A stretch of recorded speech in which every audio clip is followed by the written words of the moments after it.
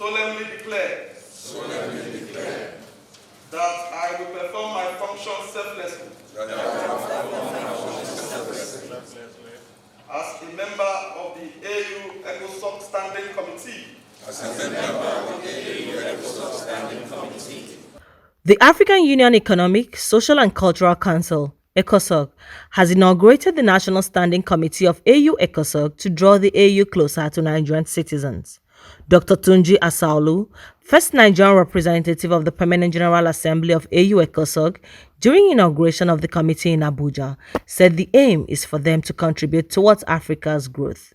The establishment of ECOSOCC made African Union a people-oriented, people-centered, and people-driven community in which all stakeholders are effectively represented. For ECOSOCC to work, it needs to inculcate a political culture that embraces the civil society as partner in democracy and development.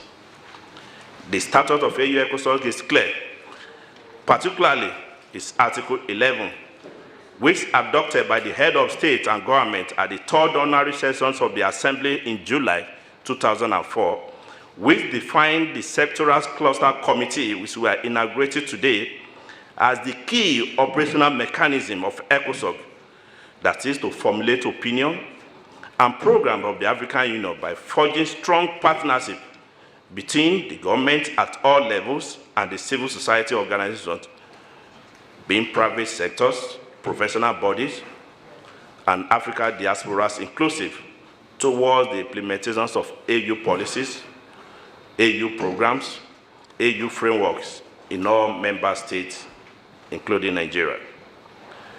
What we are doing today is to put our weight and do the talk, and of course the way to implement the visions of the African Union in Nigeria. Today's event will also map out on our effort to support government at all levels in Nigeria towards the implementations of all instruments of the African Union in Nigeria. To achieve this, we must climate on our strategic agenda by engaging a pool of experts from various professionals in their chosen field to drive the AU-ECOSOCC Nigeria National Standing Committee. Speaking at the event, Ambassador Zubairu Dada, Minister of State Foreign Affairs, urged the committee to see the appointments as a call to serve their fatherland. According to Dada, who was represented by Mr. Enejoh Solomon, an official of the ministry, said the committee members were chosen based on their dedication to duty, professionalism, and selfless services. Your effort of dedication, professionalism, and sacrifice has paid off and has lifted you higher to new responsibilities and opportunity to make impact and input into the policies and programs of the African Union. These responsibilities are not only daunting, but are weighty, considering our peculiar problems and challenges in Africa. It therefore behoves members of the Sectorial Cluster Committee to ensure that the purpose and objective of AU-ECOSOCC is not derailed. Rather, our hope is that the members of the Sectorial Committee will bring about new ideas, innovations, projections, and recommendations that will change the socio-economic landscape of the continent and bring about the Africa we want. Also speaking, the Minister of Women Affairs, Dame Pauline Tallen, expressed appreciation to AU-ECOSOCC for inauguration of the Cluster Standing Committee, saying it will help to tackle gender-related issues. Tallen, who was represented by Princess Jumai Idonije, Special Assistant to the Minister on Technical Affairs, underscored the need for gender mainstreaming to ensure sustainable development. But I must say that for sustainable development to be guaranteed, gender must also be mainstream as development affects men and women differently. Therefore, in line with the 50-50 representation of the African Union, our plea is to see that replicated across board. Any meaningful development must be addressed through the women's lenses. Meanwhile, Mr. Festus Keyamo, Minister of State, Ministry of Labour and Employment, said the inauguration of the Cluster Committee marked a new era for AU-ECOSOCC policy implementation in Nigeria.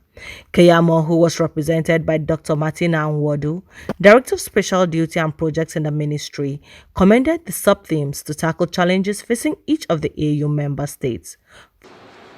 We appreciate the fact that the inauguration today of this committee in Nigeria paves the way for us to key fully into the policies and programs of the AU-ECOSOCC for the benefits of our dear country. The ministry notes with deep interest the sub-themes under each of the sectoral clusters, all of which are relevant to the priority development agenda of the present administration under His Excellency President Muhammad Buhari, GCON. For his part, the ETSU of NUPE, Alhaji Yahaya Abubakar, expressed appreciation to AU-ECOSOCC for its commitment to grassroots affairs in the country. Actually, we are part and parcel of this movement, and we believe we pray Almighty God continue to guide us all in these our noble objectives, aims and objectives of this movement. I agree that this association or this committee is long overdue, going by the historical antecedent of the organization, that is African Union. In those years, we are talking of since 1963, we used to hear quarterly meetings, annual meetings, general meetings, deliberations, discussion, decisions, programs and projects are all spelled out of those deliberations. But to come down to the grassroots is always the problem. Now is the right time, the right moment for these committees to press out and live up to expectations.